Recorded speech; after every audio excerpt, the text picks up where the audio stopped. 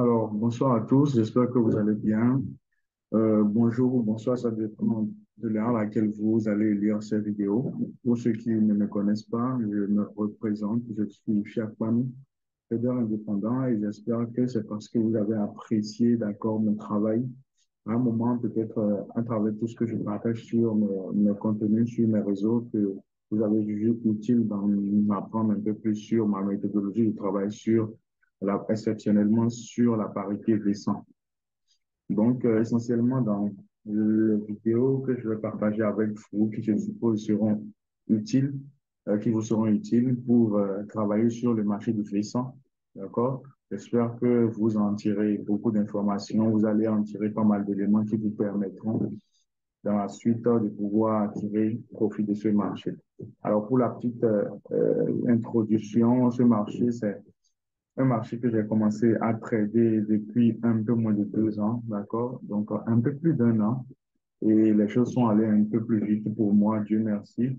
Je ne dis pas que vous aurez peut-être des résultats à la hauteur de ce que je fais en quelques jours, en quelques semaines, d'accord? Toujours est-il que ce sont des éléments qui m'ont permis de faire ces résultats que je veux partager avec vous. Moi, je précise que j'ai déjà pratiquement 8 ans d'expérience dans le trading. Donc, je considère que lorsque j'ai commencé donc, sur le marché des indices, l'expérience que j'avais sur les marchés du Forex, qui était mon marché initial sur lequel je travaillais. Donc, je suppose que cette expérience m'a permis, d'accord, d'aller un peu plus vite, d'accord, sur ce marché. Alors, le V100 le V100 pour ceux qui le connaissent, c'est un marché exceptionnellement programmé par le broker Berry. Et donc, pour ma petite expérience, j'ai eu à travailler avec pas mal de paris, pas mal d'indices, environ 4. Et j'ai essayé simplement de m'orienter vers l'indice qui m'offrait, d'accord, des éléments les plus intéressants, d'accord, qui m'offrait les résultats les plus intéressants. Et donc, le V100, je me suis familiarisé à lui et donc j'ai pu tirer quelques constats. Et c'est ces constats-là que je vais partager avec vous. Ce n'est pas forcément de la magie, ce n'est pas forcément une boule de cristal, mais je suis sûr quand même que ces quelques petites informations vont aider certains parmi vous. Alors, la première chose, c'est l'objet donc de cette vidéo. Je vais déjà commencer à parler de la reconnaissance de ce marché. Alors, que vous le vouliez ou pas, je vais essayer donc de partager mon écran.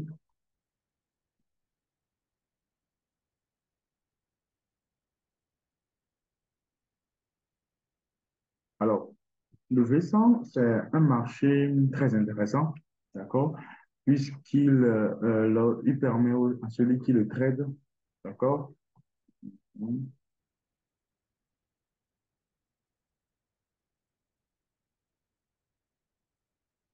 Donc, je disais, le V100, c'est un marché très intéressant puisqu'il permet à celui qui le trade de pouvoir en tirer un maximum de bénéfices quand les choses se passent bien.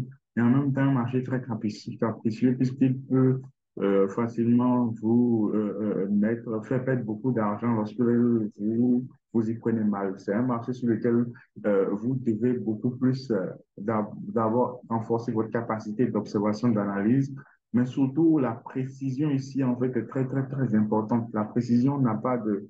Il suffit juste de louper. Vous pouvez faire une très bonne analyse, prédire que les choses vont descendre dans cette zone, dans ce point. Mais si vous passez à côté d'une bonne entrée, écoutez, ça ne va pas se passer. Par contre, quand vous saisissez une bonne entrée, vous avez la possibilité de renforcer les trades et pouvoir en tirer le maximum de cette position que vous prenez. Parce que c'est une parité qui a tendance à, lorsqu'elle commence à faire engager une impulsion, à générer des mouvements très importants. Et donc, parfois, quand vous entrez dans le bon mouvement, vous pouvez tirer beaucoup, beaucoup, beaucoup d'argent. Et c'est ce que moi j'ai l'habitude de tirer, en fait. Alors, ici, la première chose que vous devez comprendre lorsque vous allez, ce que moi je fais lorsque je vais sur ce marché, c'est d'abord le délit. D'accord? Moi, je pense que vous devez beaucoup plus exploiter déjà euh, les time frames, vous devez, moi, ce que je fais, c'est de partir, d'accord, des grands time frames. C'est vrai que beaucoup peut-être seront ici en pensant que, voilà, c'est dans les petits time frames qu'on va pouvoir en tirer beaucoup d'argent et tout ça, mais non. Ici, moi, ce que je voudrais, c'est que vous tirez d'abord votre vous focalisez d'abord votre attention sur le daily et sinon vous partez d'abord du weekly, mais le daily ici, c'est un facteur capital en fait. Le daily, pour moi, c'est un indicateur fondamental dans ce que nous allons faire par la suite. C'est dans le daily que vous arrivez à faire une lecture intéressante, d'accord, surtout dans la détermination des zones, surtout dans l'identification des niveaux qui probablement vont vous permettre, probablement, je dis, hein, vont vous permettre par la suite de pouvoir, si possible, vous positionner. Alors, le marché, c'est un marché linéaire. Il respecte beaucoup l'analyse graphique. Donc, les phases impulsives, ici, je vais rapidement faire un rappel pour les personnes qui ont peut-être perdu cette base, qui ont peut-être oublié, mais je pense pas que ce soit le cas, mais je vais rapidement faire un petit rappel. Et donc, je vais insister sur le fait que un marché en tendance est généralement composé de deux cycles. Donc, le cycle d'impulsion, d'accord, caractérisé par les grosses bougies, et ensuite les cycles de retracement caractérisés par les petites bougies ou bien les longues mèches qui vont à l'encontre du mouvement, et ainsi de suite. Donc, les phases impulsives, les phases de retracement, les phases impulsives, et ainsi de suite. Ça, c'est un principe que vous devez connaître.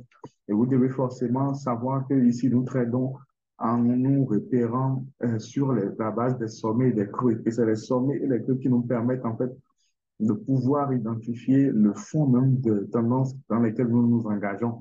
C'est les sommets et les creux qui nous permettent de dire, ah, mais tiens, c'est le comportement d'un sommet par rapport à un autre, le comportement d'un creux par rapport à un précédent qui nous permet d'apprécier que, ah, ce marché est dans un cycle baissier, ce marché est dans un cycle haussier, et ainsi de suite.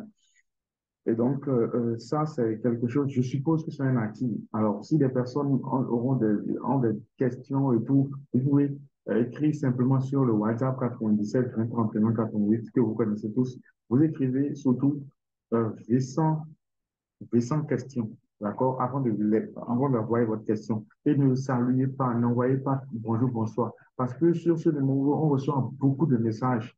Et donc, j'ai envie, d'accord, bien sûr, d'apporter des réponses à vos questions, mais s'il vous plaît, lorsque vous écrivez votre message, mettez en même temps V100 questions. Et vous écrivez en même temps votre question. Ça va me permettre en même temps de rapidement vous identifier lorsque je serai, d'accord, en train de scroller les discussions. Et donc, je reviens à ce que je disais. Et je disais, voilà, les phases d'impulsion, de correction, ce sont les phases, d'accord, qui vont nous permettre en accord avec le niveau des sommets, des creux, qui vont nous permettre, d'accord, de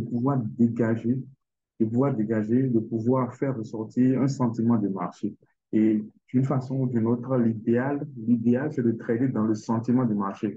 Mais il est possible aussi de prendre des phases de correction ici sur le versant. Mais là, il faudrait être plus attentif. Mais nous allons voir tout cela dans la suite des vidéos parce que le plus important, c'est de savoir jusqu'où est-ce qu'on peut se définir les objectifs, où est-ce qu'on peut rentrer, où est-ce qu'on peut sortir. Donc, ici, ici, par exemple, d'accord, le sentiment de marché, il est baissier, on l'a identifié et tout ça. Il faudrait maintenant faire ressortir les zones. Et comment est-ce que moi, j'aime travailler avec mes zones?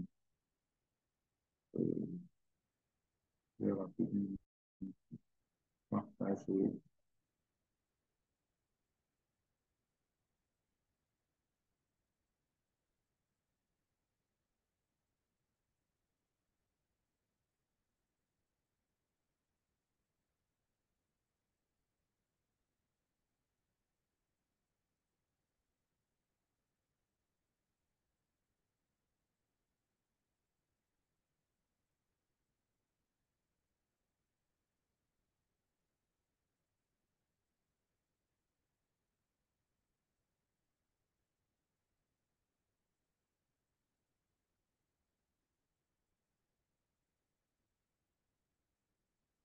Donc, ici, j'espère que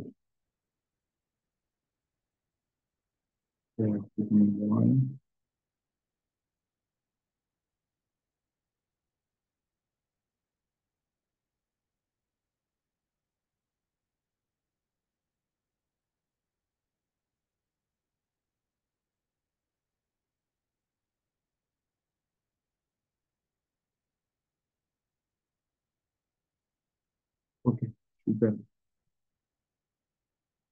Ma méthodologie de travail est la même, d'accord, que tout ce que vous connaissez déjà de moi depuis des années. Je précise que je ne fais pas, je n'utilise pas forcément les indicateurs ici pour pouvoir faire le travail, d'accord. Je n'utilise pas des indicateurs. Je vous ai dit que c'est une parité qui respecte, qui, selon moi, respecte beaucoup plus l'analyse graphique, mais le plus gros du travail va revenir à la détermination de la bonne journée, du bon niveau, en fait, pour pouvoir bien vous positionner. Donc, ici, je vous ai dit, voilà, d'observer, de prendre le soin d'observer ce qui est en weekly, mais ce n'est pas forcément ce qui est notre obsession, mais c'est beaucoup plus le daily, en fait. C'est de là que vous allez généralement, c'est de là que moi, je vais généralement faire ressortir, en fait, les niveaux les plus importants, en tout cas, qui me semblent être les plus importants pour pouvoir probablement me décider par la suite. Je précise que vous devez toujours faire en sorte que prioriser, pas fait toujours, mais prioriser les mouvements qui vont dans le sens du marché. Par exemple, quand j'observe ce marché, d'accord, je vais rapidement donc, ellipse. Donc, quand je regarde ce marché, je dois faire ressortir, par exemple, je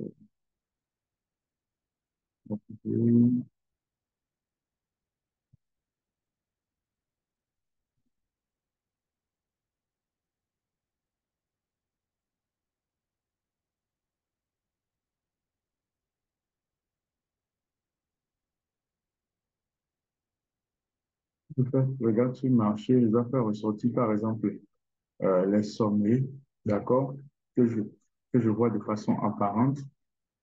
D'accord, je ferai quelque chose comme ça, cette journée-là. Et, et donc, voilà, ici, je vais essayer juste de maintenir au sommet écran important. Donc, voilà, on voit un petit feu ici. D'accord, je peux faire le considérer là. Et ensuite, on voit ceci. On a tout ce mouvement qui est compris entre les deux là. Donc, pas besoin peut-être d'ici à tout ce qui est en bas là. Donc, voilà, on va prendre ça. D'accord, ça. Si possible, ça. Et là, et si possible, ça. Donc, de toute façon, en fait, jusqu'à cet instant, d'accord, jusqu'à cet instant, on voit que la pression est, quand on prend tout ce que j'ai matérialisé ici, là, d'accord, on peut se dire que la pression est baissière, d'accord, mais ce mouvement, d'accord, comment est-ce que nous l'appelons? Est-ce que c'est déjà un renversement de tendance? Est-ce que c'est déjà un changement de tendance? Moi, personnellement, je crois que non. Pourquoi? Je vous explique. Est-ce que la baisse est terminée? Est-ce que, voilà. Et c'est ici que le weekly va prendre tout son sens, en fait. Ça va prendre son sens dans la mesure où on remarque que le plus grand sommet, d'accord, là-bas, il est tout là-haut. Ensuite, le creux que nous avons eu après ce sommet, c'est celui-ci, c'est ce creux-ci. Et donc, nous avons ce sommet-là qui est visiblement remarquable, qui s'est formé là. Et nous avons cette grande impulsion qui s'est formée ensuite. Et quand on regarde toutes les bougies qui se sont formées ici pour se redresser, oups, oh, parce que je voudrais faire ressortir plus cette bougie-là. On regarde toutes ces bougies-là qui se sont formées, d'accord, pour venir, pour monter tout ça là. D'accord? Qu'est-ce qu'on remarque? C'est la plupart des petites bougies. Encore, c'est des toutes petites bougies. Donc, c'est encore peut-être des mouvements qui ne sont pas des mouvements certains, des mouvements de force. Bien que, voilà, on est en weekly, bien sûr, mais il ne faut pas oublier que moi, je cherche à me positionner pendant longtemps. Moi, je cherche à profiter des positions pendant longtemps. Donc, je ne peux que déjà commencer mon analyse sur des grands time frames pour pouvoir tout doucement aller vers les petits, pour ne pas négliger ce qui se passe dans l'horizon du mouvement à long terme. Donc, ici, qu'est-ce qu'on remarque? On remarque que les prix sont en train de revenir presque dans la zone de creux, d'accord, dans notre zone significative de creux. Et quand on est en face d'un marché, d'accord, qui revient dans une zone de creux, d'accord, dans une tendance baissière, un marché qui revient dans une zone de creux par derrière, d'accord, qui a été cassé, parce que ça nous fait quoi? Ça nous fait une zone comme ça, donc qui a été cassée, qui est en train de revenir, donc par derrière, donc toute la zone là, c'est comme une zone qui est revenu, cassé par derrière. Qu'est-ce qu'on fait en fait? On va essayer simplement de chercher les zones qui, par le passé, dans cette zone-là, ont déjà fait leur preuve. Ça voudrait dire quoi? Ça voudrait dire, on veut vendre, puisqu'on a dit une zone a été cassée, une zone de creux a été cassée. Donc, on va chercher les zones qui, dans le passé, dans la zone-là, ont déjà servi à vendre. Donc, les zones qui ont permis de faire redescendre le prix à la baisse. C'est les zones-là qui nous intéressent. Donc, j'ai matérialisé ma zone en daily. D'accord. Et donc, tout ce qui m'intéresse désormais, donc voilà la zone ici. Tout ce qui m'intéresse désormais, c'est de voir toutes les zones qui ont pu aider le prix à redescendre. Là, je suis allé directement sur le daily pour pouvoir apprécier les zones qui ont déjà fait aider le prix par le passé à descendre, d'accord, par le passé. D'accord? Je suis allé en weekly juste pour pouvoir faire retest, pour pouvoir filtrer en fait le grand mouvement. J'ai vu ce niveau de creux, d'accord, qui ramène le prix. Je précise que tout ça, ce n'est pas les choses que vous ignorez, mais attention, je dis et je précise qu'ici, ce qui est plus important, c'est la précision, c'est le moment où vous devez rentrer, c'est le moment où vous devez saisir le trade. Et c'est pour ça que je suis en train d'insister sur ces détails. Sinon, ce n'est pas forcément les choses que un trader qui a quelques mois, d'années d'expérience ignore. Mais ici, ce que nous voulons mettre en évidence, c'est notre capacité à rentrer. Et je précise que ce mécanisme peut être appliqué d'accord, sur les plus petits time frames, mais en partant toujours des plus grands time frames. Si vous voulez travailler comme des positions comme ça, par exemple en M15, moi personnellement, je travaille pas en M15 parce que j'aime beaucoup profiter longtemps des positions. Donc, si vous voulez faire pareil, d'accord, qu'est-ce qui vous reste? C'est de commencer, si vous voulez travailler comme en M15, c'est de commencer à travailler, par exemple, sur du H4 et d'identifier des grandes pressions comme ça pour tout doucement délimiter vos zones, d'accord, dans les grands niveaux, délimiter les zones et de venir dans les petits niveaux, en fait, pour pouvoir rentrer. Et dans les autres vidéos, j'aurai l'occasion de les développer un peu plus ces entrées-là. Donc, quand vous avez votre weekly, d'accord, qui se matérialise comme ça, d'accord, quand vous avez votre weekly qui se matérialise, c'est exactement ce que j'ai eu à faire, par exemple, dans les zones comme ça. J'ai saisi des positions, je suis resté là longtemps. Dans les zones comme ça, montre. Donc, voilà. Dans les zones comme ça, d'accord? Comme ça, là, là. Vous voyez, ici. D'accord? Et les choses que j'ai eu déjà à faire quelque part là, pour rentrer là, mais il faut être beaucoup précis. Et voilà, ici aussi, vous voyez, en partant de ce creux-là, vous voyez ici, les prix sont revenus. Quand on va en délit, on voit très bien les choses. Mais d'abord, partons du weekly pour pouvoir, pour que vous me suivez en fait dans ma logique. Vous voyez le point ici. Quand on rentre en délit, c'est les positions que j'ai saisies. Quand on rentre en délit également, c'est des positions que vous pouvez saisir. Mais il est indispensable déjà, d'accord, de pouvoir faire de pouvoir délimiter la grande zone. Si tu n'opères pas dans la bonne zone, ça n'a aucune valeur. Donc, le plus important, c'est de dégager la zone. Quand tu as dégagé la zone sur le grand horizon d'investissement, le grand niveau de time frame, tu vas tout doucement délimiter et filtrer la zone pour qu'elle soit plus affinée parce que tu as la tête de la précision pour pouvoir rentrer, pour pouvoir ne pas flotter longtemps avant de voir le trade rentrer dans ta direction. D'accord? Donc, je vais m'en arrêter d'abord ici pour que la vidéo ne soit pas trop longue et je vais continuer le reste sur la prochaine vidéo.